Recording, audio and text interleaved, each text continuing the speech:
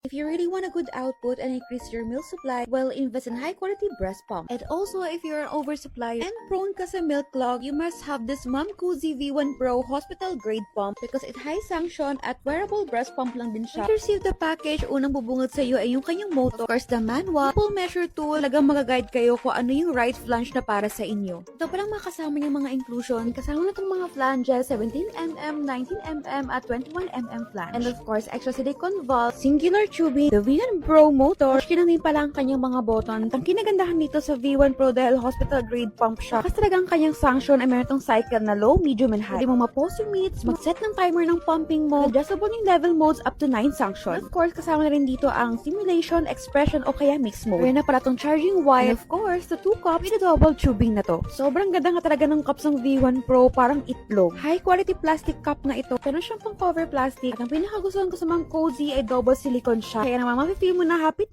talaga sa bobelya mo. This cup also holds 7 ounces to 8 ounces at pinakasagad naman ito ay pwedeng maging 10 ounces. Pangalawang nagustuhan dito bukod sa ang ganda ng cup ay almost 3 parts lang yung huhugasan ko. Ito nga pala mag-disassemble ng parts dahil gusto ko na agad gamitin ito at i-wash ko na at sterilize ko na muna. Ano na yung nasubukan ko na meron pa ako ngayong milk clog. Onti lang talaga yung nakukuha ko ngayon. Sabi nga nila hospital grade pump talaga ang magiging best friend mo. Pero nakapag prone ka sa milk clog, nag-oversupply ka na. Dahil tama nga mga B, nagpa-power pump ako using my V1 Pro at tuluyang bumabalik na nga yung supply. Imagine after 5th time trying this V1 Pro, akala ko na baka hindi kami magiging best friend. Hindi ko akalain na ganito pala karaming output yung makukuha ko. So for tonight's pump, ang nakuha ko ay almost 12 ounces. I can see na drain talaga ako dito at nabawasan na yung aking milk clog. All-in-one na to. Cozy V1 Pro hospital grade suction. Sobrang handy niya lang. Napakabilis hugasan. Dahil 3 parts lang yung almost huhugasan with a high quality sanction. Kung gusto mo ng ganito, ilalagay ko na lang sa yellow basket o hindi kaya sa comment section.